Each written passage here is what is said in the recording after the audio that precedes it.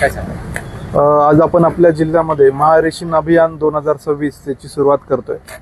आपल्याला माहिती आहे की नांदेड जिल्ह्यामध्ये साधारणतः मोनोक्रॉपिंग मोठ्या प्रमाणावर आहे। सोयाबीन, कापूस, तूर हेच पिकं प्रामुख्याने खरीपमध्ये घेतले जातात। परंतु या पार्श्वभूमीवर रेशीम शेती ही खूप महत्त्वाचा एक अल्टरनेटिव्ह सोर्स आहे शेतकऱ्यांसाठी आणि याचे खूप मोठ्या प्रमाणावर फायदे आहेत। एक सगळ्यात महत्त्वाचा फायदा म्हणजे एक वन्य प्राण्यांचा याला त्रास नाही, रेशीमला रोगराई रेशीमवर कमी आहे आणि याचं निरंतर उत्पन्न आहे, म्हणजे 35-40 दिवसाला एक बॅच त्याची निघते आहे। चौथा फायदा याचं मार्केट आपल्याकडे जालना, बीड इतक्या जवळ याचं मार्केट आपल्याला उपलब्ध आहे आणि नरेगामध्ये पण याला अनुदान आहे।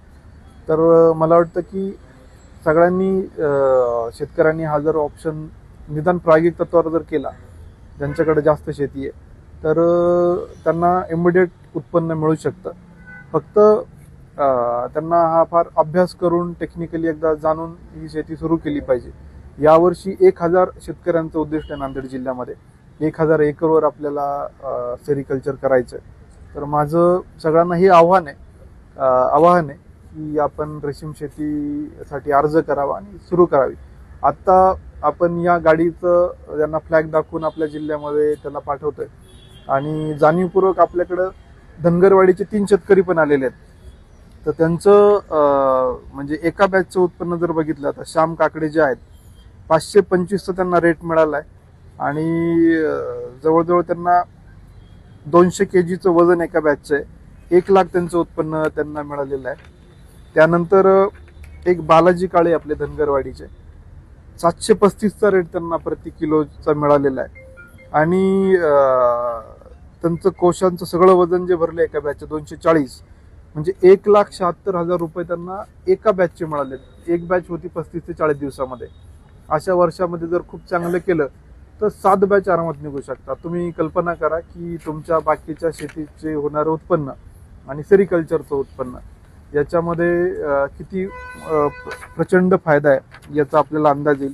त्यानंतर खिरजी टोलजी काकडे यांचं पण 625चा रेट मिळाला आहे आणि 165 किलो वजन आहे। 1 लाखाचं त्यांना एका बॅचचं उत्पन्न आहे। एक बॅच एका वर्षाची नाही, एका महिन्याची एक बॅच आहे। तर हे महत्त्वाचं आहे। त्यामुळं रेशीम शेती आपलं वातावरण अनुकूल आहे, आपल्याकडं पाणी आहे, जमीन चांगली आहे आणि आपल्याकडं खूप चांगले काम करणारे शेतकरी आहे। तुम्ही निश्चितपणे यांचं गायडन्स घेऊ शकता। आपल्याकडे लोह्यामध्ये पण सेरिकल्चर बऱ्याच लोकांनी सुरू केलेलं आहे। आपल्याकडे साधारणतः आता 500-600 शेतकरी आहेत। पण मला वाटतं की जालना, बीड सारख्या जिल्ह्यात जर बघितलं तर खूप मोठ्या प्रमाणात रेशीम शेती केली जाते। मला असं वाटतं नांदेडमधलं मोठं पोटेन्शियल आहे। तर या महारेशीम अभियानामध्ये तत्काळ सगळ्यांनी याचा लाभ घ्यावा आणि रेशीम शेतीकडे वळावं। धन्यवाद।